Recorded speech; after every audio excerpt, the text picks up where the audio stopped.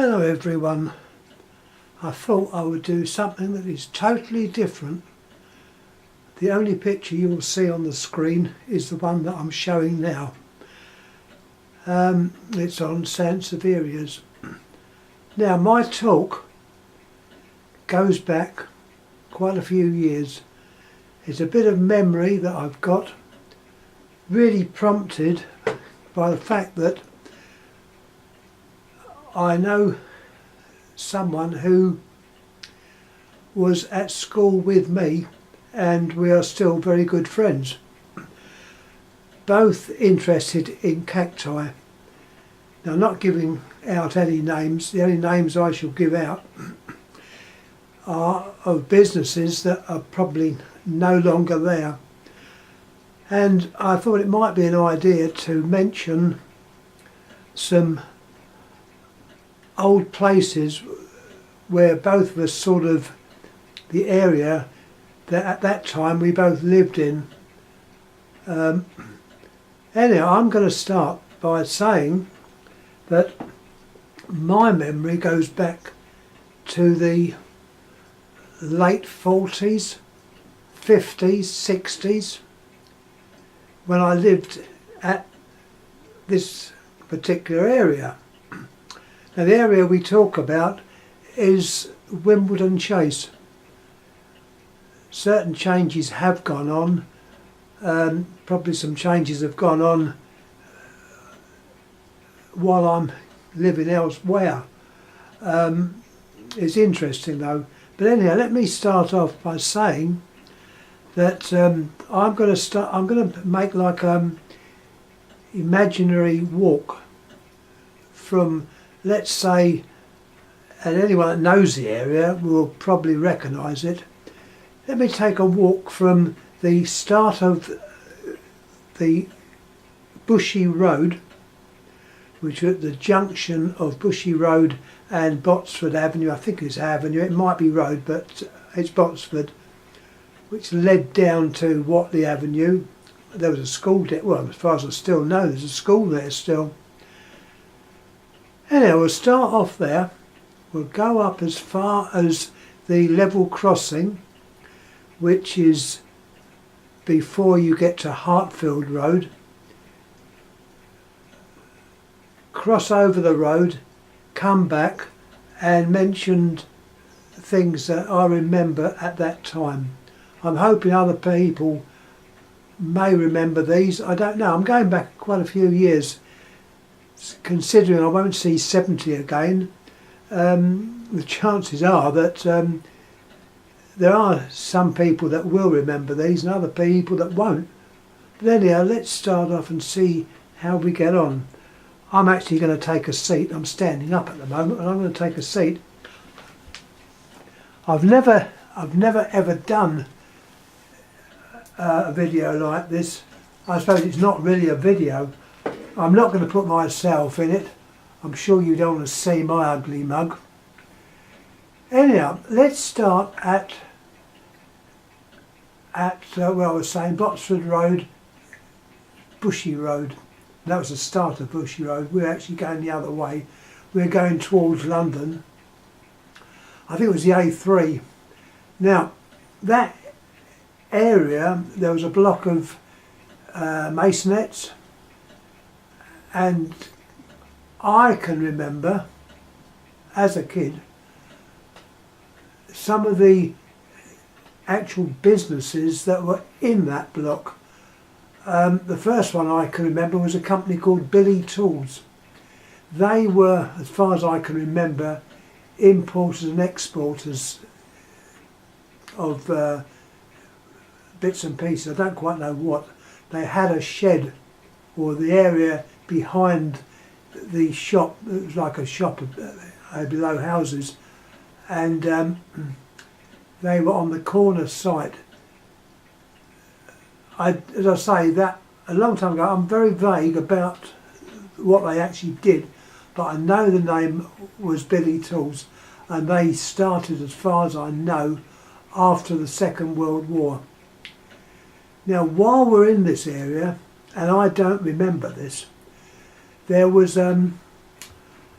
Fire people. This was also during the actual wartime. I don't remember. This is going slightly before the time I was born. But some of the shop fronts were let out to the fire service, and outside of the building there was some spare ground, and there was a large water tank so wide that I believe people used to sell little model ships in there. I don't remember it. All I can remember is that there was like a patch of circular in the ground where the ground was darkened from where this tank was. It was quite big. You're talking probably, I'm not very good at measuring things, I would say it's about 14 feet across, but it was circular. I think I've got a picture of it somewhere, I don't know, but I believe I have. But anyhow, that was there. I don't remember that, so in all fairness, this is something I'm not making up, but I do not know because I wasn't about at the time. There was also a road sign standing out by there, which I can remember. It said to Guildford, 21 miles. I remember that like yesterday. This area has in fact been changed. I think there's traffic lights there now. Anyhow, some of the other shops within this block of flats, well not flats, they were like masonettes. You had a shop which dealt with badges. That was called Caseborn and Company. There was an estate agent's, Braemar. There was the fish and chip shop, the Chase Fisheries, which I remember very well because I was actually in that shop buying fish and chips when I heard the news of the assassination of Kennedy. So that ties into a date. We all, well, as I say, such dates we tend to remember and know where we were at that time. I was buying some nice fish and chips. I believe the price of fish and chips in those days was about £1. So that gives you an idea, it was a long time ago. Anyhow, next door to the Chase Fisheries, we had, I think I'm right in saying, a greengrocer's. Now, they became E.M. Perry some years after, so I don't honestly know what they were called before that, if in fact it was a greengrocer's. And next to them, at the end of the block, there was a car salesman that went under. That changed several names. The name Grafton comes to mind, but I'm only really guessing. Now, for those that got a very good memory, we leave that area where these masonettes were, and we come to a bit of spare ground. Now, I can remember a beehive. I might be making it up, I don't think so. This beehive was quite large. We're not talking about a small beehive, this was a large. At the time I was very young obviously, and it looked to me that it was about 6 foot high. I may be wrong, it may be entire imagination, but I can definitely remember a beehive. Now when I say a beehive, this was the old-fashioned shape, the normal typical beehive shape. If any of you have got a beehive neon lamp, the inside was the shape of the old-fashioned beehives. If you want to know what a beehive neon looks like, there's several articles in videos on YouTube by various people, and I definitely remember that. I don't know whether it was active with bees, but there was, as far as I'm concerned, a beehive there. We're probably talking about late 40s, even the 50s. Anyhow, next door to there was allotments with a sign up saying proposed site of a pub. Now, there was no pub there at that time, it was just a sign up. I can say that later they did build a pub there, the Emma Hamilton. I don't know whether it's still there, but there was a pub built, the Emma Hamilton, named after Nelson's wife, I believe. Now, moving further on, you had a little footpath which went into, I think it was Haynt Walk. Next to that there was a garage. I don't know if that's still there. It may be, it may be not, I don't know. It had a tall whitish building with, I believe, a clock face on it. It was called Pilcher's. And I can remember at the front of it was a whole row of dispensing oils. I think they were dispensers. There was your normal petrol supplied stuff inside, and in those days the garages were sold various makes. There was BP, Shell, National Benzol, Power Petrol, to mention some of the names that you saw. There wasn't, however, Esso or Cleveland, because they had their own garages, but they were the names that appeared. And the oils, as far as I can remember, was BP, Energol name came to mind. Well, in there I used to buy my paraffin that I needed to keep the greenhouses warm at 1 10p a gallon. It's a little bit more now. I have to give the old money because it was old money then. Well, that was Pilcher's. Just past there you had the railway. That was overhead. It went, well, it's overhead. It was a bridge there, and you had the station. I think it was Wimbledon Chase Station. Anyhow, go under that bridge. We came to a group of shops. Now, this is where I'm pretty sure I've got the names right. I'm hoping I've got them in the order they appeared. The first shop I can remember was a cleaning shop where they cleaned clothes.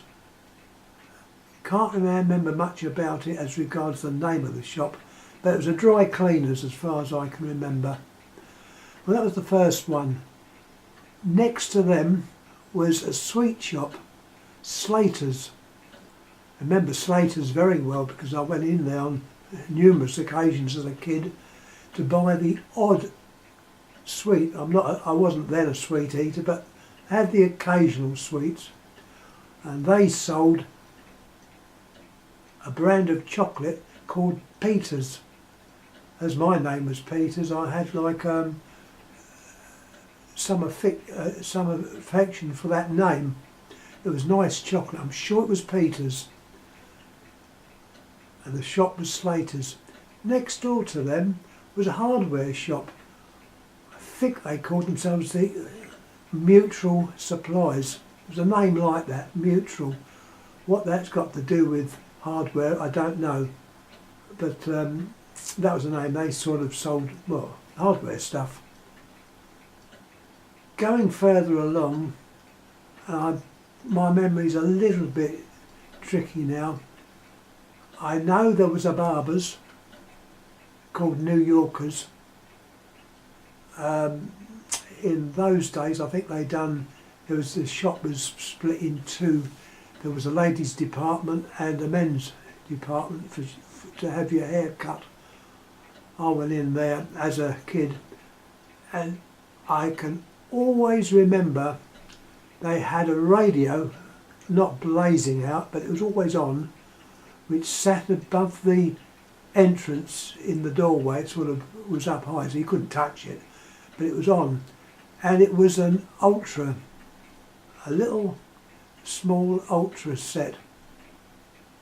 I haven't got one of those yet, but I'm looking out for one. I've got one very similar, but that was on and that was remembered.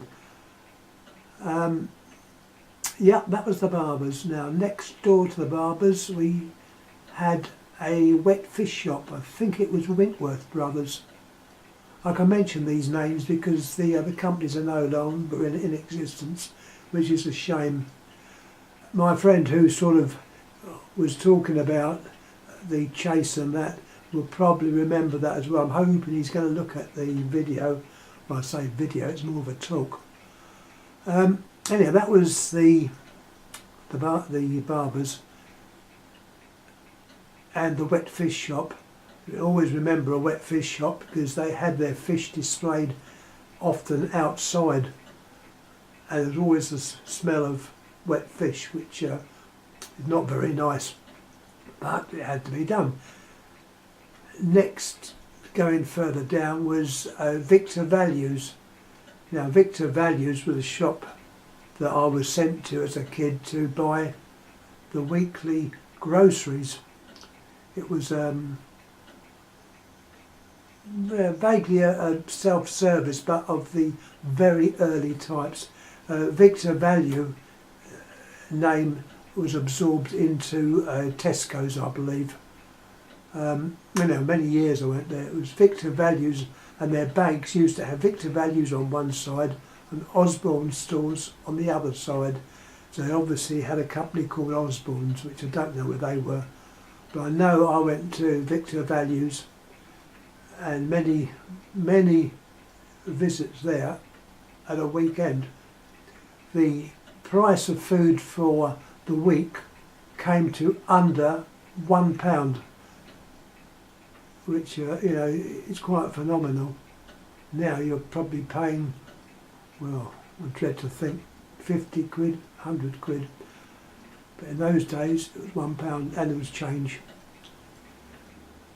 Next to that was the Royal Arsenal, a cooperative, and they had a depot there that supplied milk, and I think there was a bakery department there as well. They had like a store where you could buy stuff. And I remember rightly, they had a butcher's department, and all the butcher's shops in those days were covered in sawdust on the ground. I can just remember that. I remember the sawdust being there, and there was a depot, as I say, with the milk distribution, and I think bread distribution as well. The Royal Arsenal Cooperative, which was in my area at the time. Going a little bit further on, you had a substation for the electric. Then we've come to, I think it was Cannon Hill Lane, the road which goes through to the road that goes to Moulton. Now I better speed up because, as I say, this is probably under my ramblings, and I'm beginning to ramble a bit. Anyhow, I'm going to jump a little bit. There wasn't much there until we came to one of my favourite shops. It was actually a nursery. In my days it was called Doris Ware. It had changed names since then, but in my days it was Doris Ware, and they sold the odd cacti. I remember buying Echeveria species there a long time ago. And at the back, it was more like a greenhouse, this place. It was called Doris Ware, and at the back of this greenhouse come shop was a very large Opuntia. And that was just grown, I don't know where it was grown, into a pot or into the ground, but it was a big one. It was permanent. It was a feature of the shop. So that always caused a bit of interest for me to go into and see what they had. Going on, there was like a big house, I think. I'm getting a bit vague now, but after that, and I do remember this well, you had your Nelson Hospital. And this Nelson Hospital, the frontage was often featured in films produced by the Merton Park Studios, which incidentally, a lot of their films are now being shown on TV on one of the vintage programmes. Mind you, they're quite interesting, but it brings back memories. You've got Edgar Lustgarten, he introduced some of these. Anyhow, more on that as we go round. That was the Nelson Hospital. You passed the Nelson Hospital, you came to, I think it was Watery Lane, and there was a group of shops there, and one of these shops was an electrical shop, and I used to look in the window with amazement because they had some unusual things. They had some old-fashioned valves, some old bulbs, mainly for show, they weren't for sale. It was run by a lady. Further on you had, I think, solicitors, they were there in one of the shop fronts. Now passing there, it became to my mind uninteresting. You had not shops, they were houses, but large houses further down the road, which would eventually come to, I think it was Dorset Road, cross over there. More houses, uninteresting. Well, as far as I was concerned, it was uninteresting. You came, the next major road, I think, was Dorset Avenue, or Dorset Road. Cross that, and you eventually came to a level crossing. Now this level crossing at the time had the old-fashioned gates, and when the gates opened you saw someone turning a handle which opened and closed the gates. There was also a pub there, I think it was called the White Hart, which was on the other side of the railway lines.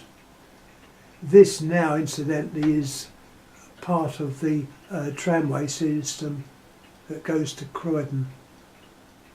That was the start, as far as I'm concerned, of Hartfield Road. And Hartfield Road had a little tiny shop just at the beginning, which was a little antique come junk shop.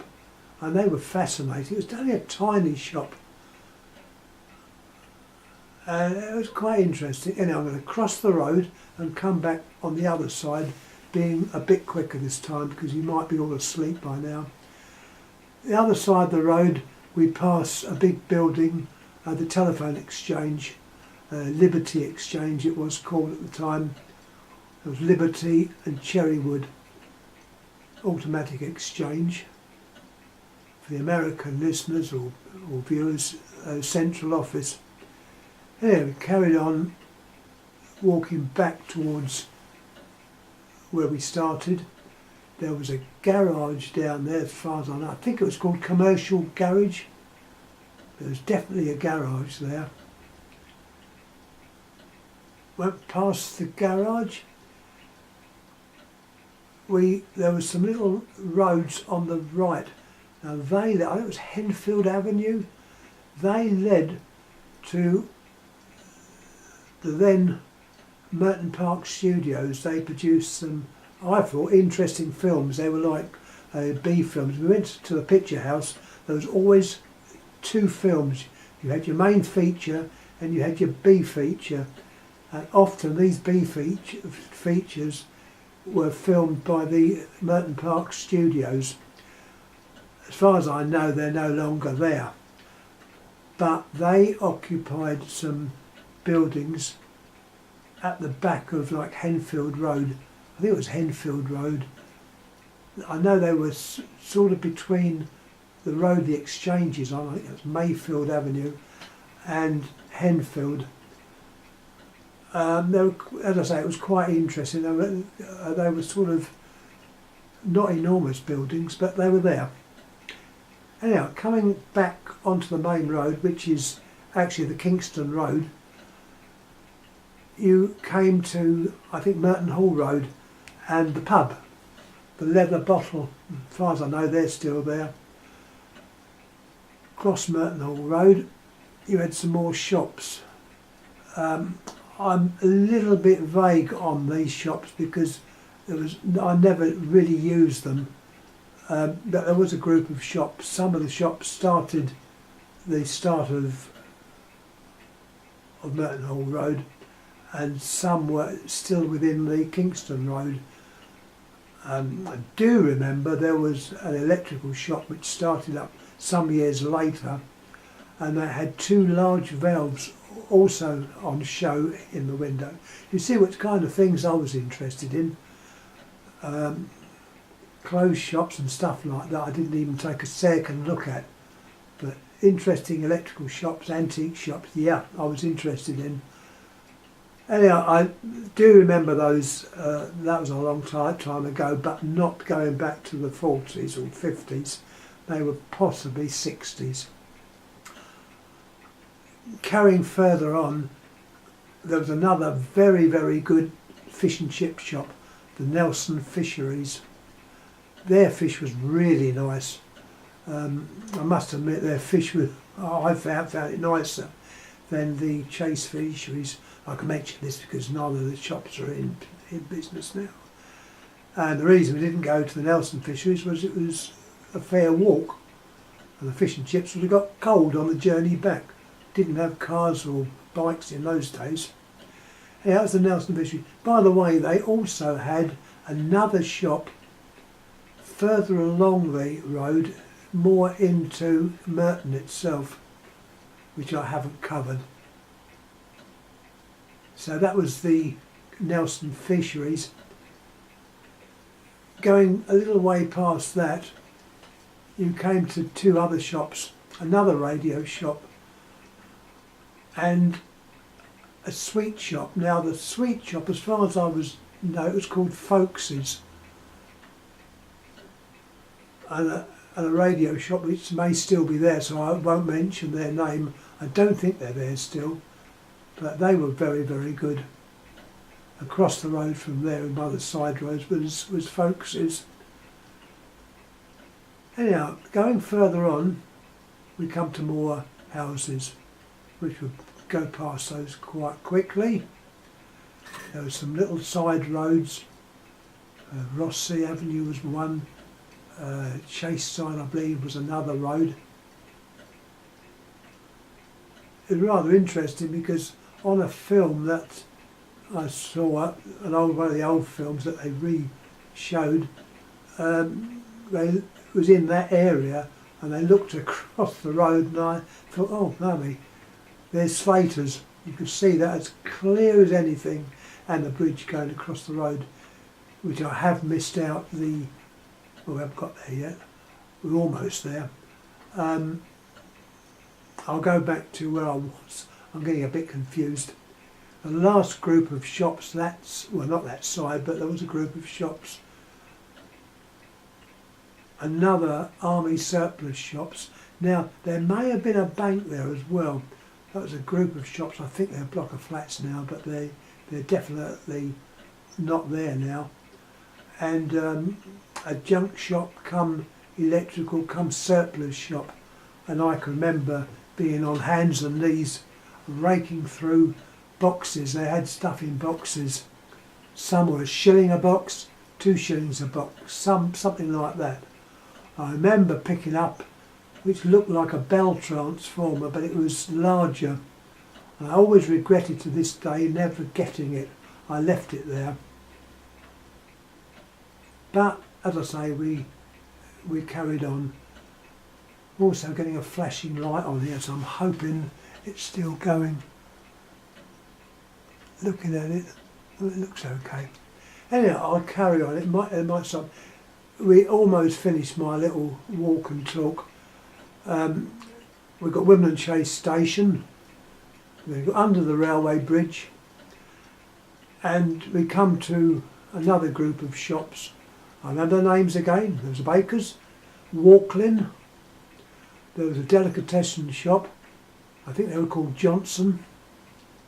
There was a wool shop. First they were for pills and things, what they call them, a pharmacy. You had Eagles, You had the